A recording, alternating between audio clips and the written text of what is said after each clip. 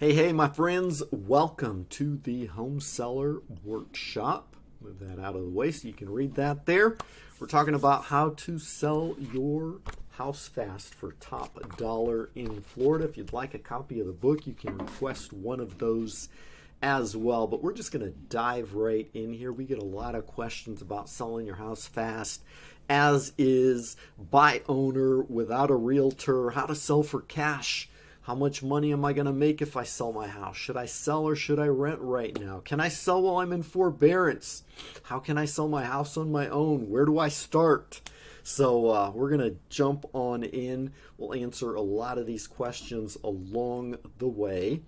And some other common questions are, like I said, I don't know where you're at, if you want to sell right away for a cash offer, if your house is already up for sale, if you're thinking about selling your house and you just want to know if now's the right time, if you're worried about where you're going to buy a house, if you sell your current home, and what if you've tried to sell before but it didn't sell, how you can sell without a realtor. All of these are very common questions. So I'm not sure where you're at exactly. So this is going to be kind of a generic webinar, just running you through the process of selling your home, 10 steps to selling your home. And then based on your specific questions, we can dive in. I'll answer some of these at the end after we go through the 10 steps of selling your home. Then we'll break it down specifically for different situations.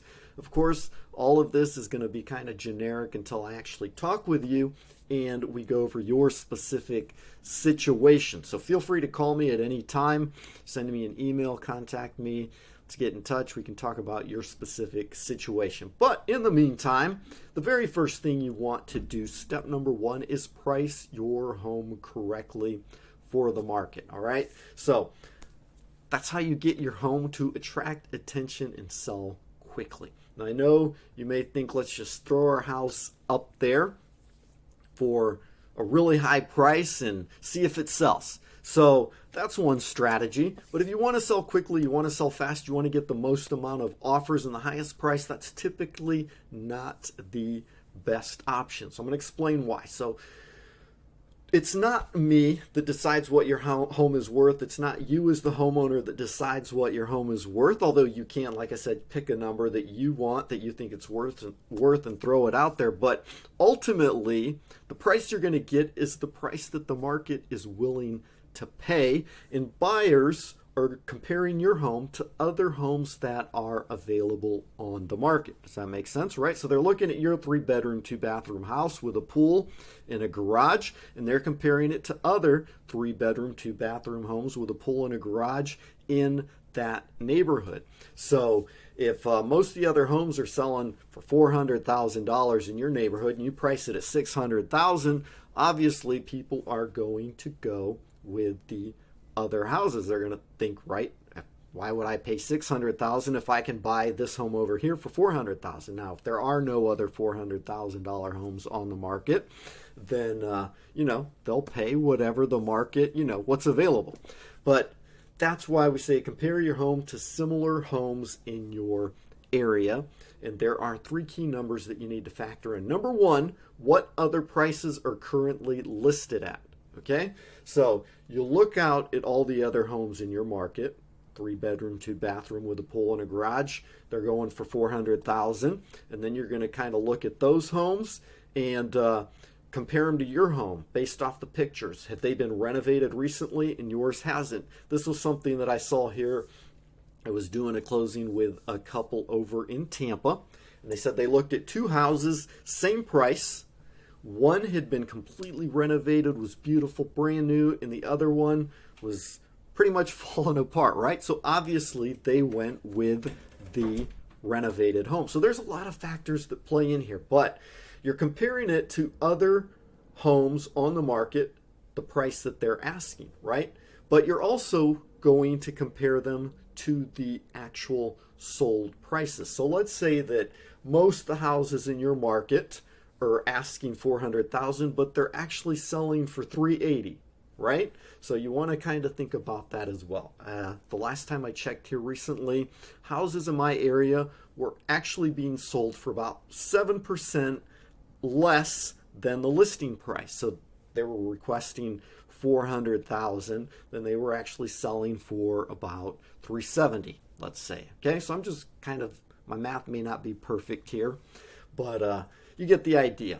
So you're looking at the listed price, you're looking at the actual sold price, and then you're going to look at the expired price. So those are the three key numbers you're going to focus at. So let's say that you put your home on the market for 600,000 and it sits there and sits there and sits there. Not many people even go to look at it because they're like, dude, this house is just too overpriced. We're not even going to waste our time looking at it. You might get a couple people that come and look at it, but they're going to be like, nope, too expensive. We can buy something cheaper over here. So we're not even going to make an offer on it. You may get a couple of lowball offers, but if you don't accept those offers, then obviously your home's not going to sell and it's going to languish on the market. You can see houses that have been on the market for over 100 days, right? So think about it like this. If someone comes to your house, you just put it up on the market, it doesn't have very many offers yet, and everybody's looking at it, it's priced correctly. They're like, wow, this is a nice house. We like it. You're going to get a bunch of offers, right? And they're thinking, this house is just on the market. Lots of offers are probably coming in. We need to get our offer in right away. So if your home doesn't sell within those first 14 days, if you don't get it under contract, then typically people, what do? They decrease the price, right? To see if they can get more offers. And then the longer it sits there, the more you keep decreasing the price, people are looking at it like, that house has already been on the market 30 days. They've lowered the price 2 times. They're like, there must be something wrong with this house. So, like I said, you want to look at the price that they're being listed at, the price that they're actually being sold for, and then the prices that are expiring that aren't being sold at all because they sat there too long, and kind of look at those houses and say, okay, this is what I could sell my house for. Now, if you price it right, not too high, not too low, you get buyers coming in. They're like, hey, this looks like a pretty good deal. We'll put an offer on it, and they'll start bidding each other up. And a lot of times you can get a bidding war going on your home, and it sells for over asking price because you've got a lot of people looking at your house. They like it for that price, and they want to bid each other out. So you get $20,000, $30,000, $50,000 over asking price, which is fairly common in this market. So that is why you want to price your home correctly. Now, pro tip here, a quick way that you can price your home for, quote, free is actually talking to a real estate agent. Even if you want to sell your house on your own, you think, okay, I really don't want or need a real estate agent. I'm going to try to sell it on my own. Interesting fact for you here, 30%, that means 1 out of every 3 buyers initially decides to sell their house on their own without the help of a realtor. So let's say for every 100 homes, I think today, I looked on the market, there was like today already 176 some houses have come on the market. Yesterday there was about 160, I believe it was, 156. And so there's hundreds of houses coming on the market every day. So let's say for out of 150, probably 50 people are out there trying to sell their home on their own. Now, an interesting statistic for you is that 80% of those people who try to sell their home on their own eventually end up hiring a real estate agent. There's a lot of reasons for that. We can talk more about that later. But even if you want to start off initially selling your house on your own, still talk to a real estate agent. They'll look at it. They'll evaluate your home and tell you how much they think it's worth. And you can actually talk to a couple of different real estate agents, see what different ones say. Some will actually just be like, whatever price you want to list it for. I was talking with a real estate agent. She's like, I've been in the market for 40 years. I don't really care. Whatever they want to list it at, I'll list it at. If it sells, if it doesn't, no big deal. They don't want to list it, no big deal. But obviously, like we said, you don't want to throw it up too high and then, have it sit there for a long time, and then you end up having to bring the price down, and then it sits there too long and people don't give it the value it deserves. So you want to price it correctly. The best way to do that is have professionals do that. Real estate agents who are working full-time, looking at homes every day. They know what the market's doing in your local community, and they can say, hey, they go in, they look around, they're like, boom, this is the price that it will sell for. And pretty chances are good that if the market continues the way it is, doesn't crash or do something crazy overnight, you're going to be able to sell it for that price. So that's why we put in step number 1 is pricing your home correctly. Step number 2 is fixing up your home, getting it ready for the market, right?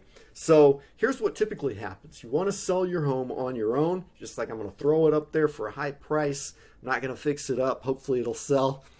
What happens is typically when you try to sell the house on your own, you get a lot of investors. They're like, okay, this guy wants to save some money on real estate, not paying his real estate agent commissions. So we're going to get those, we're going to get that discount for ourselves. They come in, and typically investors want to buy your property for 70% of its after repair value. So they want to buy your home cheap. They want to fix it up, and then they want to resell it. All right. So if you just sell it as is without fixing it up yourself, then you're going to end up probably selling it most likely to someone like that who's going to give you a lowball offer. And if you do sell it, they're going to fix it up and make all that profit. Now, there is a way that you can actually fix it up yourself without any money out of pocket, just paying for the labor and the material and labor and keeping all that extra profit by yourself. So that's why we typically recommend that you actually renovate it yourself. Take a couple of weeks, maybe a month or so to fix it up. But by fixing it up, it's going to increase the value and your final price. So here's a quick tip for you. There is a company, there's actually 3 different companies here in my area that do this, but one of them, for example, the one I'm thinking of that does the most marketing that I see all the time, they'll actually bring in one of those 3D cameras, the Matterport cameras. They'll get the complete interior done of your house. They'll go through it with you. Now they'll actually say, if you renovate this, it'll increase the price of your house most likely this much. Now, they're not going to renovate things that aren't going to make a difference. You don't want to spend a lot of money fixing up your house if it's not going to increase your bottom line. You don't want to spend $50,000 fixing up your house to only increase the price an extra $30,000, right? I mean, you're going to end up losing $20,000 unnecessarily. So you're only going to actually fix up structural things that you would actually have to take care of anyways once it goes through inspection. You want to make sure all that's done ahead of time, so that way you don't get it under contract, you don't have that whole inspection period going on, and then you're scrambling to try to fix things up. So if you know there's something wrong with the roof, something wrong with the electrical, something that needs to be dealt with, it's better that you go ahead and do that right away. So like I said, typically the investors, their formula is 70% of the value minus the repairs. That's the price they're going to pay you. So even if you don't have money to fix up your home on your own, don't worry about that. We have strategies. Like I said, there are companies that will actually come in and they'll fix it up for you, and you only pay them at the closing. So you only pay them out of the money that you receive. So that's step number 2. Boom. Moving along. Once you get your home fixed up, you want to stage it, right? So if you stage your home properly, get it ready for buyers, it'll sell faster, it'll sell at a better price without months of carrying costs going on, right? So you're waiting 3, 4, 5, 6 months to sell your home. People come in, they'll fall in love with it and want to buy it right away. So if you're going to do it yourself, here's what you want to do. You want to declutter it, right? Get out all of the junk. That's typically one of the things that turns buyers off, is a house that's cluttered, cramped, it looks small. Funny story for you. A real estate agent went to talk with somebody. They're like, we want to buy our house. We want to buy something bigger.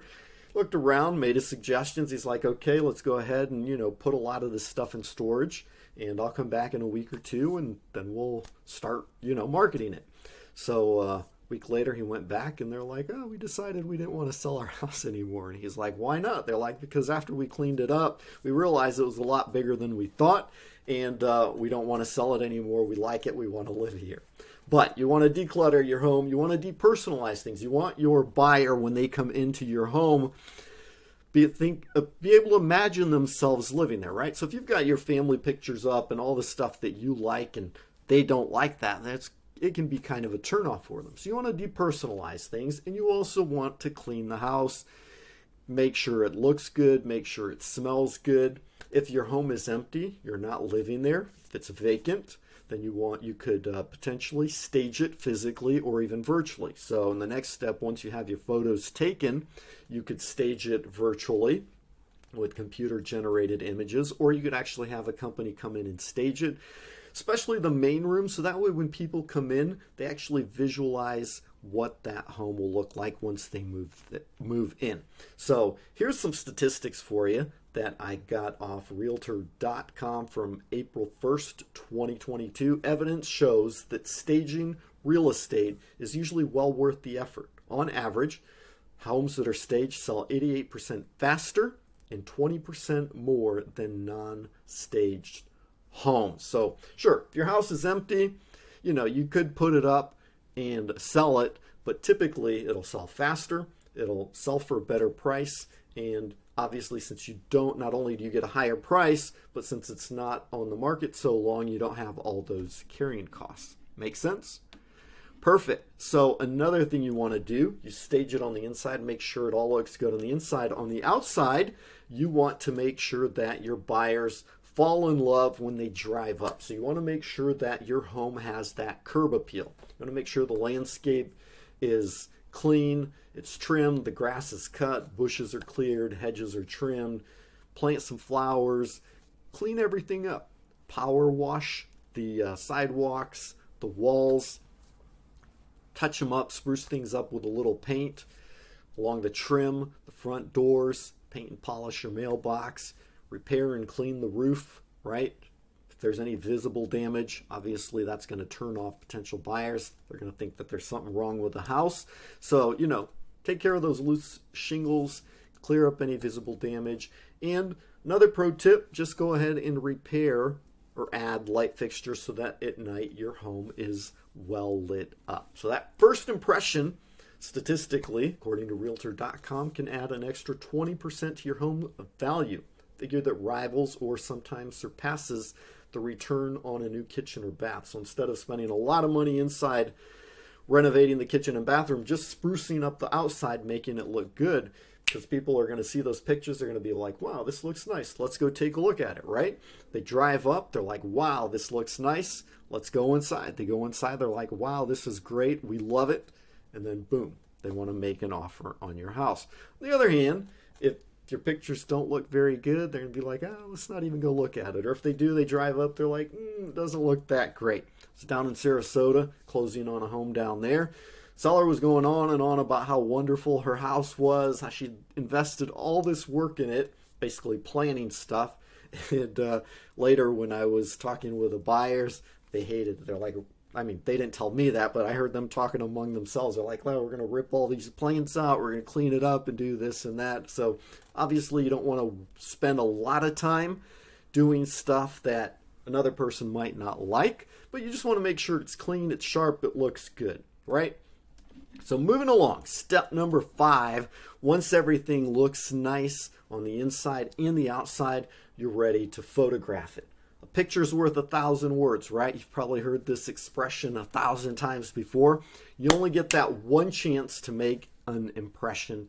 So you want to make sure you have at least 20 high-resolution photos out there that people can see that'll attract them. 90% of buyers, I actually saw one statistic that said at 97, but another place I said it's all 90, so went with 90 because it's a little lower, but as much as 97% of buyers search for a home online, right?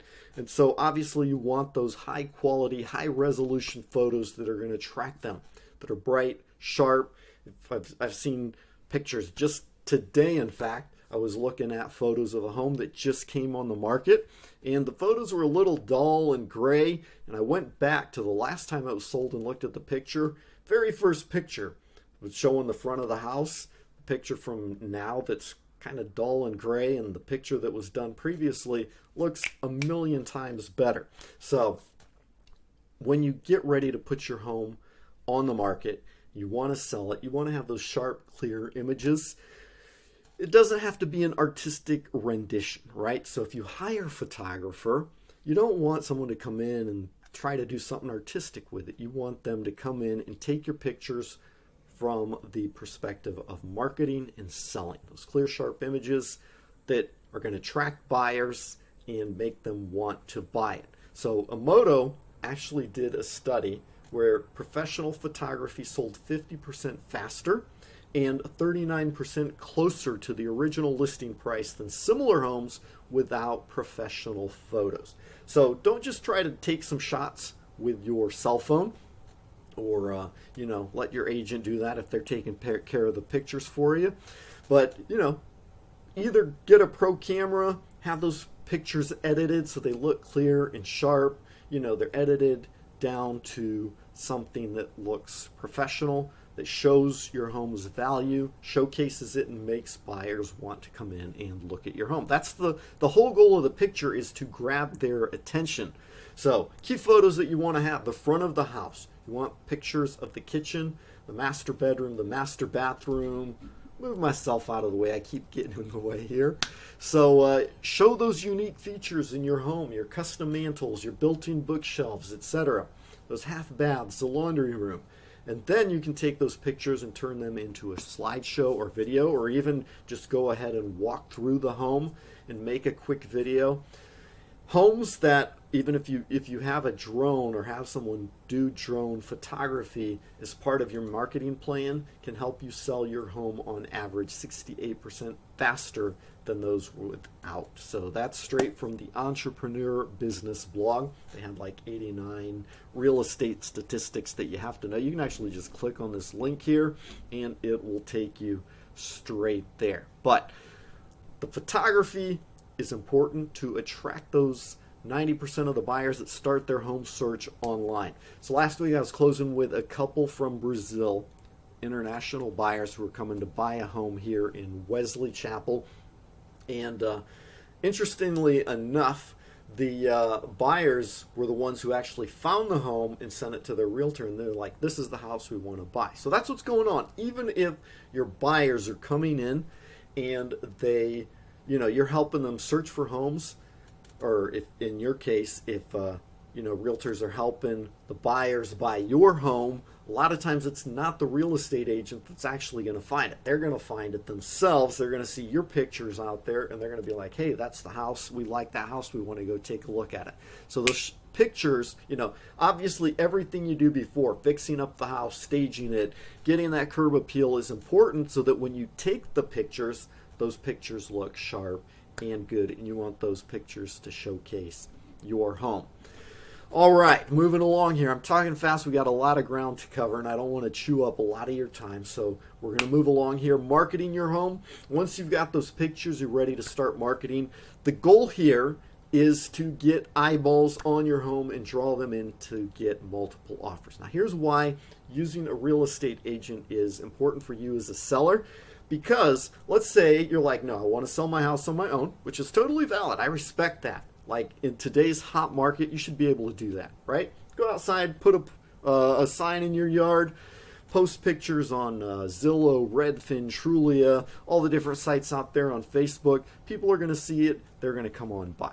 So myself as a real estate agent, I'm going to typically look in the MLS. I have buyers, right? I've got several people from out of state who are wanting to move to Florida. I've got people who are wanting to invest in rentals here in Florida. I've got iBuyers that will pay cash when I find a property and bring it to them. And I've got local people here who want to buy homes, right? So even though I'm a real estate agent, typically 95% of the houses I'm going to look at are on the MLS. Now, I do keep an eye out in my local market. So people driving by are going to see your sign. They're going to come in and want to take a look at it. Myself as a real estate agent, if I know that your house is available, and I will let my buyers know, I'm like, hey, this house is available. Is it something you're interested in, etc.? And they may or may not take a look. So let's say I've got 12 to 14 buyers at any given time that are looking for houses, right? I'm one real estate agent.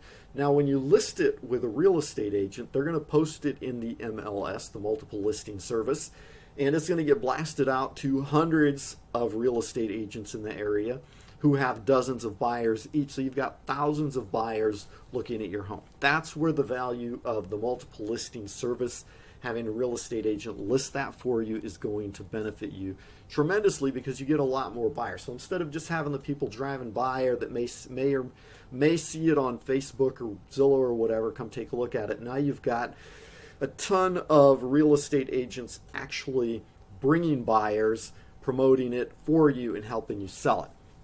And now, honestly, as a real estate agent, I'm not always looking for the for sale by owner houses out there. Like I said, if I'm driving around, I see a sign, great, I know about it, but it's not something I'm looking for on Craigslist and Facebook. I'm not out there looking for these off-market properties unless I have a buyer who's specifically looking for something that I can't find. So that's the typical thinking that most real estate agents have is, one, they know where they can see hundreds of houses. Like I said, on the MLS, just yesterday, 156 some houses came available on the market. Today, another 170 something came available on the market. So that's where my attention's at. That's where I'm looking at. And the other things that pop up, I see them, I'll go take a look. But if you don't want to use a real estate agent, you want to market yourself, then you're going to have to market it far and wide to get your home seen by as many people as possible. Does that make sense? So I'm not saying that real estate agents aren't doing their job by not looking for your house. It's just that your house isn't where most real estate agents are looking if you're trying to sell it on your own. So if you don't want to work with a real estate agent and you just want to sell it on your own, then you're going to have to market your home a little bit better. Now, I have a full marketing plan. I've got a full marketing team behind me. My brokerage has amazing marketing plans. So I go to my team. They write this amazing, beautiful listing talking about how wonderful your home is. They take all the pictures, the drone photography, video. They'll blast it out far and wide on print advertising, videos, TV advertising. They'll do everything. Social media. They'll even send out print mailers and postcards to people in your area that may want to buy your home or have friends and family members who want to move in. So that marketing plan, even though it's in the MLS, and we've got hundreds of real estate agents bringing their buyers in to look at the home, we're still doing all this marketing, amazing marketing stuff. And then myself, even when I'm doing my marketing, I do a lot on my own besides what my brokerage helps me do, because I want to make sure you get your house blasted out as far and wide as possible. So we'll actually do video marketing. We've got a whole plan to market your home on social media and actually outbeat most of the major well-known marketing sites that are out there, right? We'll actually get more views than the other major names. I'm not going to mention any names, but we'll blast that out there and make sure we get it out as far and wide as possible. So I'm just telling you what I would do as a real estate agent. That way, that'll help you get your wheels turning in terms of thinking what you can do as a for sale by owner if you want to sell it on your own without the help of a realtor. You just have to make sure that your marketing is really on point. Now, like I said, 30%, 1/3 of homeowners want to sell their house on their own. So they'll do a lot of this stuff and market, and it's going to take some money. And then, like I said, 80% of them are actually going to end up hiring a real estate agent. So you've done a lot of work that your real estate agent would have done for you initially. So you actually end up doing a lot of the work for your real estate agent. That's just why I like throwing these stats out there for you. So if you do want to sell your house on your own, just realize that you're going to do a lot of upfront work and spend some upfront money to market it. Whereas if you just get a real estate agent right from the get-go who's going to do a lot of that work for you, do a lot of that marketing for you. And, as a real estate agent, I'm not guaranteed to make my money back unless the house sells, right? So if you don't sell your house or you take it off the market, then I don't recoup that money. So that's just something to think about when you're marketing your home. But if you're like, no, I want to sell it on my own, this is what I'm going to want to do, these are the steps that you want to go through, right? So again, you want to get those eyeballs on your home and draw them in so that you get multiple offers, right? You want to price it right, make it look good, make it attractive, take those pictures, market those pictures so that the buyers come in.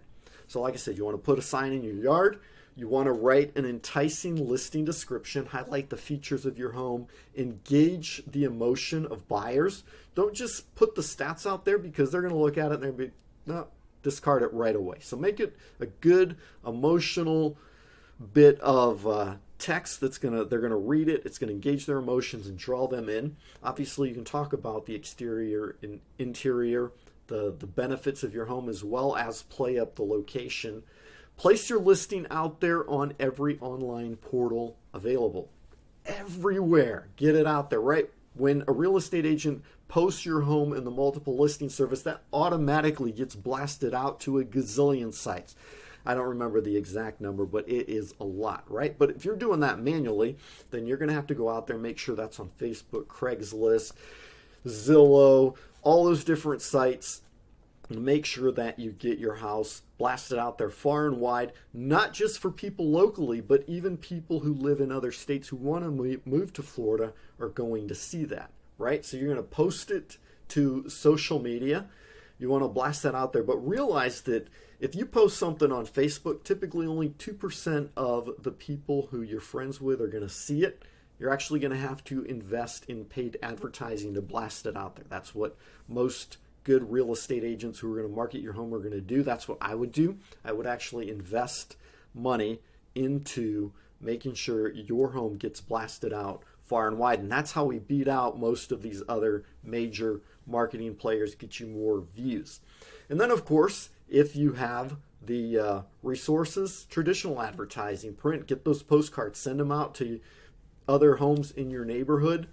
You're going to want to get those into magazines, newspapers, on TV, do open houses, etc. Let everyone you know that your home is up for sale, right? So that's what you want to do. You want to market your home and get that out there in front of as many people as possible. Get those eyeballs on your beautiful pictures of that home that you staged, that you got the curb appeal up.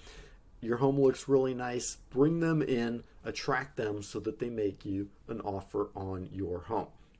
So here's an interesting fact for you. Even if you do have a real estate agent, recent sellers reported that only 10% of their agents effectively used video to market their property. Interesting fact for you. So if you do get a real estate agent, you just want to make sure that they're going to use video effectively, right? See a lot of listings up there with just pictures. Video is really important. Today, video is key. Video attracts a lot of attention. You know, somebody's going to sit there and click through those pictures one by one. You've got some 86 pictures up there. They may not even click through all of them, right? But if you have a video that's nice, engaging, it's got that drone photography, the whole vibe going on, professionally edited, that nice music in the background, boom, that's what's really going to get those eyeballs on your property. So make sure you market it well yourself. If you do get a real estate agent, make sure they're going to market it for you well. All right, enough ranting on about that. Step number 7, you've done all your marketing, you've done everything you can. Buyers are coming in, they're looking at your home and they're making offers, and now you've got to negotiate with them, right? So here's some tips for you. Know what you're willing to let go of and what you're not up front. So be sure if your price is firm, just be firm on that, you know, but have other areas that you can make some concessions on. Let me move myself out of the way so you can see that text there. So hold strong to your asking price, but be willing to make other concessions to sweeten the pot for the buyer. Things that you can use as concessions: move out date, move out, you know, sooner or later.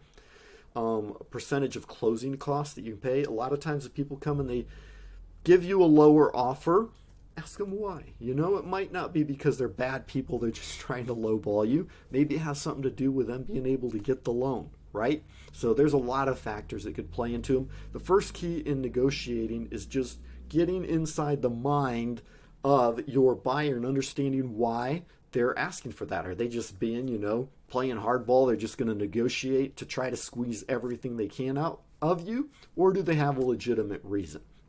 Right? So once you understand that, you'll be able to negotiate better, find out what's important to them, and make those concessions to them, right? Future repairs, furniture, you can actually put furniture and appliances, exclude them, but put them as negotiable in the contract. HOA credits, etc. So this is what I see going on a lot of times in the closings that I've done. People will actually negotiate a table, or the seller needs to stay in the home for an extra 2 or 3 months. The buyers to create a stronger offer, like, okay, hey, we'll lease it back to you. You don't have to pay us anything. We'll let you live there an extra 2 months. And then the seller's like, oh, wow, we really appreciate that. We'll give you this bit of furniture over here, right? So you can use these things to negotiate, not just to try to get away with squeezing them for everything you can, but also having that give and take, right? Making sure that everybody's winning in the process. You don't want to walk away with a bad feeling like you did somebody bad, right? That's no good.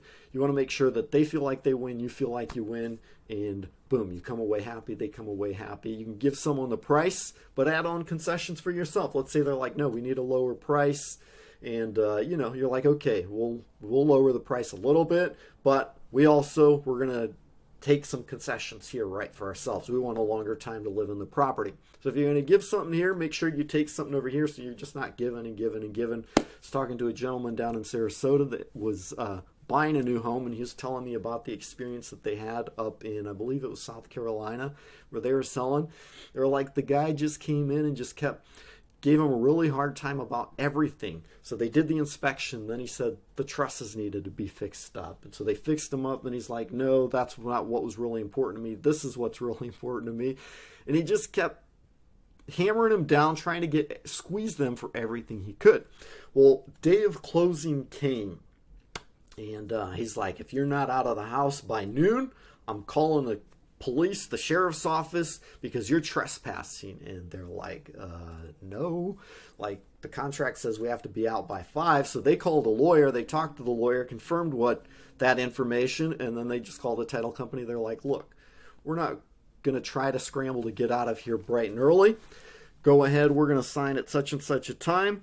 And they went ahead and pushed back the closing several more hours, just to kind of push back, because they were in a bad mood with what this buyer was doing to them. So if you push too much, you may end up having some negative influence. So obviously, like I said, when you're negotiating, it's not just trying to take stuff, but it's, having that give and take. But if you're giving, make sure you're taking, so that way they don't feel like they can just push you around and do whatever they want.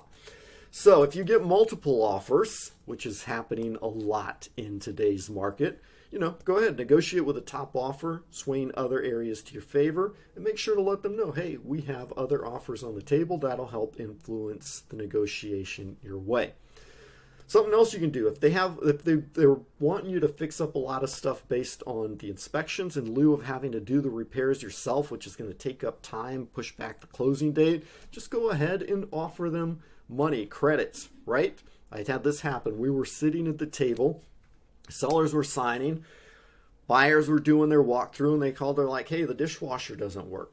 So instead of trying to call a plumber and have it fixed, they just wrote a check. When I went to meet with the sellers and for them to sign their closing documents, handed them the check, boom, they were happy. They took care of it. That allows the buyer to actually control the quality and level of the work. Whereas if you try to do it yourself and then they don't like it, they're not satisfied, then you've got to redo it and it goes back and forth. Sometimes it's just easier to give them the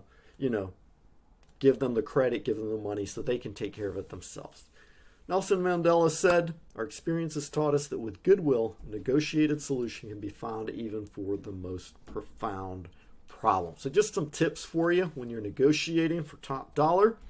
Moving along, if you get a lot of offers and you're thinking, what should I choose? Some things to consider is, how big of a hurry are you in, right? Which offer can you close the fastest with? If you have a cash offer that can close in 7 days and another offer that's a little bit higher, but they have to get approved for their loan, which may or may not go through, and that may, you've got to go through inspections and appraisals and get approval from the lender that may end up taking 30, 45, 60 days. If you're in a hurry, it may be better to take a lower offer. What's your preferred financing method? You can do some research, find out what the difference is between a conventional FHA or a VA loan, and find out which ones you're willing to work with, which ones you're not. Which ones offer a larger earnest deposit money, right? Who's willing to put more skin in the game and say, hey, instead of, while everybody else is putting down $2,000, $3,000, $5,000, somebody comes in and says, hey, look, I've got $20,000 to put in as a down payment. I want this house. That may just show you that they're willing to, they really want the house and they're willing to do whatever it takes to close that deal. Because otherwise, if they lose it and back out and lose that money, then they lose all that extra money, right? Number 4, how many contingencies do they require? What are they requiring? We're actually going to talk about contingencies here in the next slide. But who can you close with your ideal timeline? Like we said, how big of a hurry are you in? So just consider these factors when you're looking at the offers coming in. It's not just about who's offering the highest price, but what are the other things involved? So fulfilling your contingencies. Once you actually accept an offer, you've got the house under contract. Now you've got to go through and fulfill all those contingencies. And here's typically what buyers are looking for, right? The different contingencies they're going to throw out at you. Buyers are typically, they have a loan, unless they're paying cash, but they need to get that clear to close from their lenders. So they have an appraisal contingencies. The lender, it's not just about them being approved for the loan, but it's also about your home, that property being approved as well, that the property value is acceptable collateral for that loan. The inspection contingencies. Buyers want to have the home inspected, make sure everything's, up to par. There's no hidden surprises there waiting for them once they buy it. Financing contingencies, that maybe they do have to get that approval for the loan, right? They've gotten pre-approved, but now the lender's going to dive in deeper in their history, look at their DTI, make sure nothing's changed since their pre-approval, and again, that the property is acceptable, the financing is approved, they get that clear to close. Also, your home insurance contingencies, which is sometimes required by the lender as well. Your house sale contingencies. Maybe your buyer has a contingency that they have to sell their current home so they can buy yours, right? That may be a contingency. And you can use a kick-out clause to protect yourself in that case. And then finally, you've got the title contingency. You just want to verify that there's no issues with liens, disputes, etc. So once all of these contingencies have been met, fulfilled, everything, the lender approves the deal, you're clear to close, then boom, you can move on to the next step. Don Norris on Realtor.com said, if the buyer intends to get a mortgage, there should always be a pre-approval letter included in an offer on their lender's letterhead. So especially if you're not working with a realtor, the realtor will typically vet your buyers, make sure that they do have the funds. If they're paying cash, make sure you get a proof of funds letter. If they're getting a loan, make sure that you do have a pre-approval letter from them. A lot of people just go out and look at homes. They don't know if they can get approved or not, or even how much they can get approved for. They put it, they're like, oh, I love your house, I want to buy it. Now we're going to go get approved for a loan, and then they may or may not get approved for a loan, even if they are pre-approved. But typically, if the lender, and that goes back to our previous slide about, whoops, I went the wrong way there.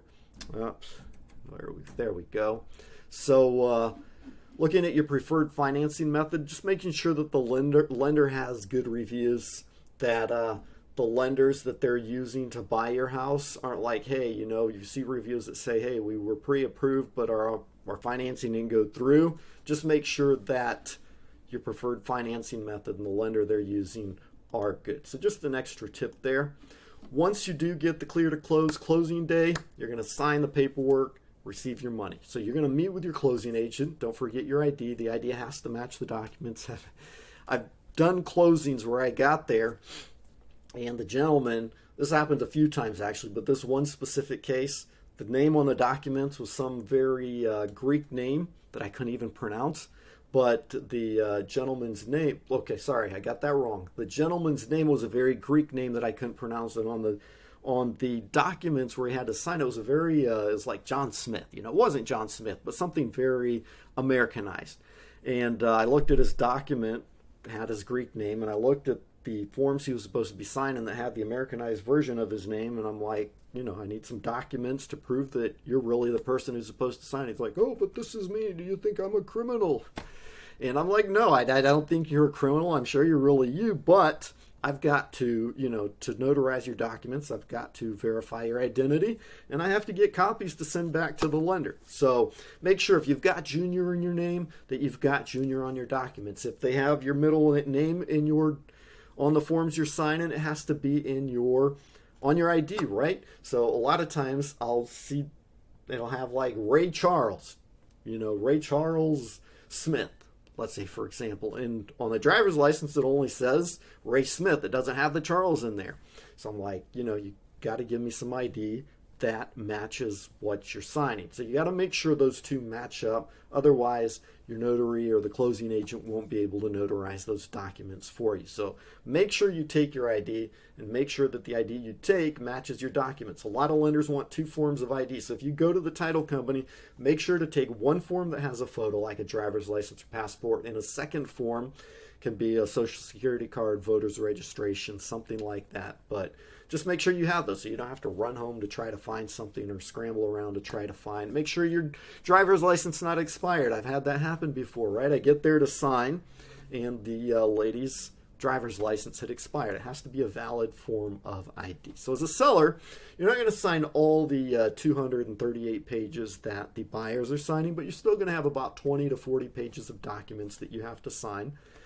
Another thing to take along is your social security number or your TIN if you're using a trust or an LLC, because some of the forms, they will have you fill that in. Most of the time it's already pre-filled in, but not always. Sometimes they'll want you to fill that in, or even if it's filled in, it's filled wrong. So you want to make sure that you know what it is and it's correct.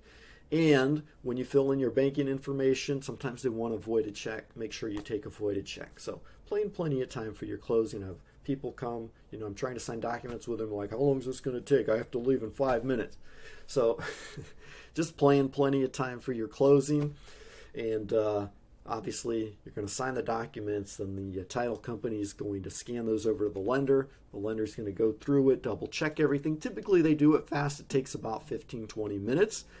But if they're out to lunch or something, they don't get back for 30-40 minutes, that can just delay it. And I've got people sitting there, twiddling their thumbs like, I got to get back to work, or I got to do this. Just, it's already a stressing day. So make it easy for yourself. Take your ID, make sure your ID has your full name, the way you're going to be signing the documents. Make sure you have your social security number, your EIN number, whatever your identification number is for that particular document. Make sure you've got your banking information. Plan plenty of time. Enjoy the process. Don't stress it. And once you get funding authorization, you'll receive your money. Buyers get their keys, and the transaction's over. And the only thing left is for you to move, right? So you can pack up, move away if you haven't already, if you're still living in the home till the day of closing. So make sure to get a moving checklist starting out at least 8 weeks. You can get one right here at realtor.com. Check out the moving cost calculator. It'll say based on, how many people live in your home, how far you're moving, etc. How much, that's your packing calculator. They'll tell you about how many boxes you're going to need. And your moving cost calculator from one zip code to another, how much you're going to spend. So go ahead, organize the transportation and help you need. Delegate those responsibilities as appropriate. Cancel your utilities into subscriptions. Do everything you need to do. So that way, on closing day, you're ready to go. So you've got those resources to help you. All right, my friends. So like I said, if you want a cash offer, a lot of these steps, you don't have to worry about trying to stage your home, fix it up. You're just going to get a cash offer from an investor. They're going to take it and fix it up for you. So we can help you get a cash offer. We've got strategic partnerships with big eye buyers as well as investors looking to buy in the area. So if you're under foreclosure, you need to sell fast, you've got to move for whatever reason, we can help you out with that. If your house is already up for sale and you just want some extra help, we'll be happy to help you out. We don't actually have to come in and be your realtor. Even if you just have some simple questions, or you're like, hey David, can you take a look at this? Be happy to help you out, no problem. Should I sell my house now? Right now, it's a really hot market. Prices are going up. Interest rates are going up, so some people are expecting a big crash, other people aren't. I don't know. I don't have a crystal ball, so I can't tell you. But if you bought your house 2 years ago And you can pay off your loan, sell your house, pay off your loan, and have a couple $100,000 in equity. You could actually take that equity and put it as a down payment on a bigger and better house. It may be a time for you to sell, and it may not be. You just have to kind of consider your specific situations. You can call me, be happy to talk with you about that. Where will I buy a house if I sell? A lot of strategies. Dude, the problem is right now everybody's saying there's low inventory, there's low inventory, there's low inventory. It's not that there's low inventory. Right? Okay, sorry. Take that back. It is low inventory, but it's not because nobody's selling. Like I said yesterday, 150 just in the Tampa Bay area, 156 houses came on the market. Today, 178 houses came on the market. It's just that they're going fast. So every day new houses are coming on the market. You just have to be fast. And you can get a jump ahead if you've got a good realtor, like myself, of course. Right? Put my own plug in here, but someone like me who is actually looking for sale by owner properties to help my buyers, or who has access to off-market lists. Someone like myself, even if it's not me, but you find someone who specializes in these kind of things, can help you find off-market deals where they're not on the multiple listing service. There's not a lot of people making offers. It's just that for sale by owner who puts a sign in his yard and posts it on Facebook and Craigslist. And if you keep your eyes peeled for those kind of things, you don't have a lot of competition to buy. So you can buy a new home without much competition and sell your home. There's a couple strategies you can use. One, I see a lot of people doing this here recently. They take out a home equity line of credit on their primary home. They buy the second home or a lot of land to build on, and once that's ready to go, then they sell the first home. That's a strategy for you. Another thing that you can do is so you've got the off-market properties. You can do the home equity line of credits, and you can actually do a lease back or rent back agreement where you sell your home.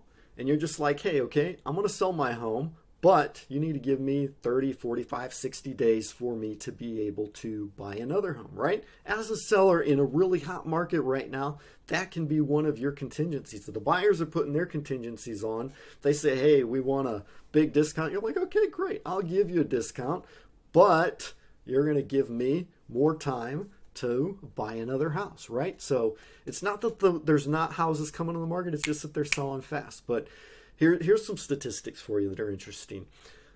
In 2007, since 2007, after the market started to come back up, I think in 2007 we sold like 4.8 million homes, and then every year after that we typically sold like 4 or 5 million homes. Last year, 2021, we sold 6 million homes, over 6 million homes. And this year, the last saw some statistics said that we're estimated to sell like 6% more than last year. So we're on track to sell 6 million homes this year, which is more than any other year since 2007.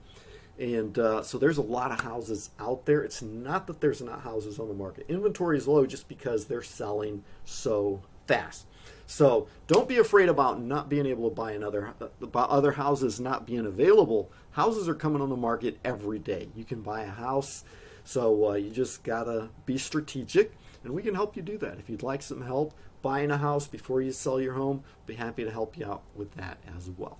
How can I sell my home without a realtor? Just go through these 10 steps that we went over and just do it yourself, right? If you've got the time and the energy and the disposition, and you can go through and do it as well. Say, hey, David, I've got my house up for sale. Do you have any buyers? I'll be happy to bring you a buyer. No worries. If you want to sell your house, I totally respect that. It's a hot market. There's no reason why you can't sell your house on your own without a realtor. You may just not like realtors. You may just want to save that money.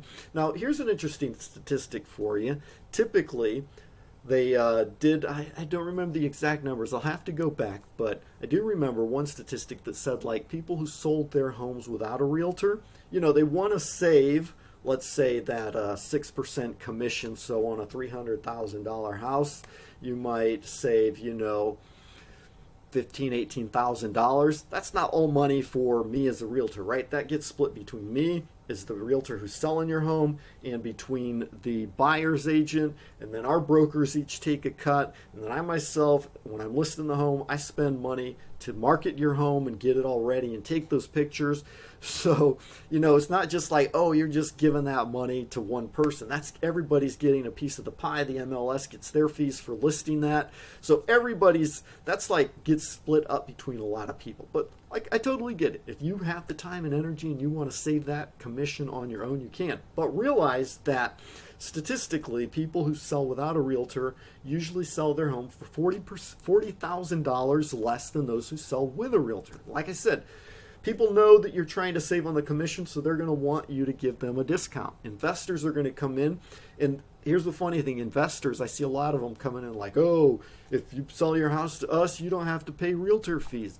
But you're going to save 6% on your realtor fees. But remember the statistic, the investor formula that I showed you.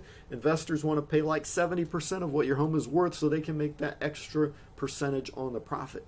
So you got to look at it on both sides of the coin, right? But if you're willing to do it yourself, you totally and completely can. Just follow these 10 steps all the way through. And like I said, if you need any help, I'll be happy to help. If you want to sell your home on your own, you just need a buyer, call me. Hey, David, do you have a buyer for my house? I'll be happy to, take a look and get somebody that I know that wants to buy a house to take a look at your house. And even if halfway through you decide you're one of the 80% that decides like, hey, this is too much, I just want somebody to help me out, I'll be happy to come in and help you out. Even right now, if you've already been trying to sell your house on your own, you haven't had much luck, and you're just like, I need some extra help, give me a call. I'll be happy to help you. All right, so a lot of these questions here, we're running out of time. We've already been here almost an hour. I don't want to take up a lot more of your time.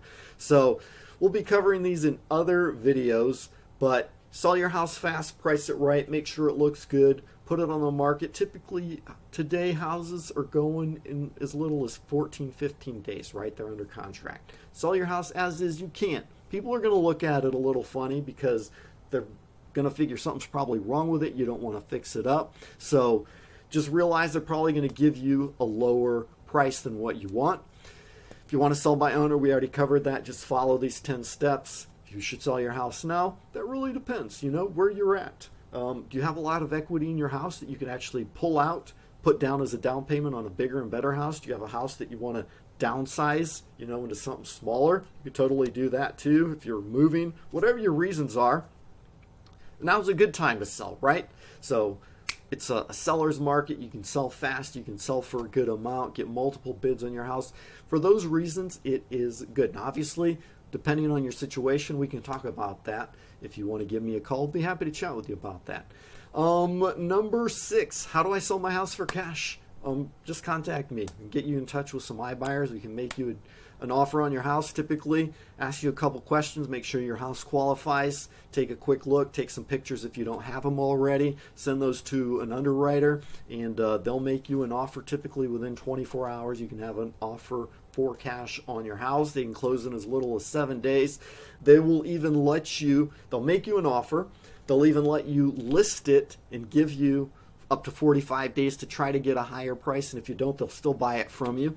And they'll even give you like 30 days to live in it after they buy it. So they'll buy it and actually lease it back to you and let you keep living there. So that way you can buy something else, right? So there's some great iBuyers out there. Can I sell my house while in forbearance? Just have to negotiate with your bank, but typically if you're trying to sell off your house to get out of forbearance, pay off your debt, you may need to do a short sale and negotiate with your bank.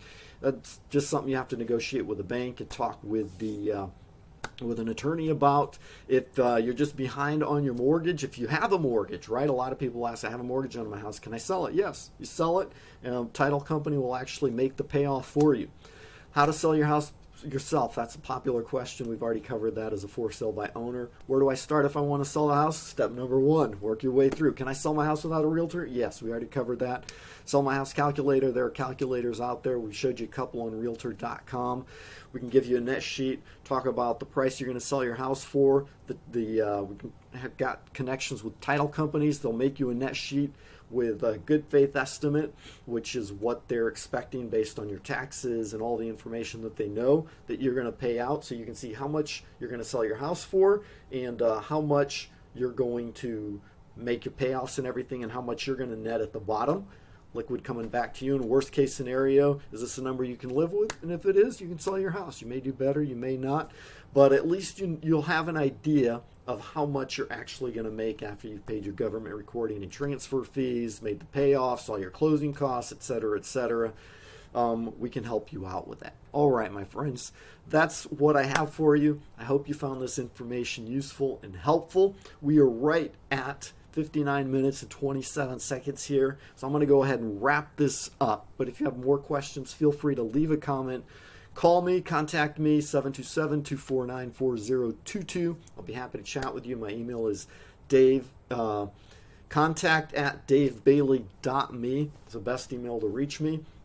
And I'll be happy to chat with you, help you out any way I can. This is what I do every day, help people buy, sell homes, refinance their homes, whatever you need, we're here to help you out. So thank you very much for watching. I appreciate you being here. You have a great day. We'll talk soon. Bye-bye.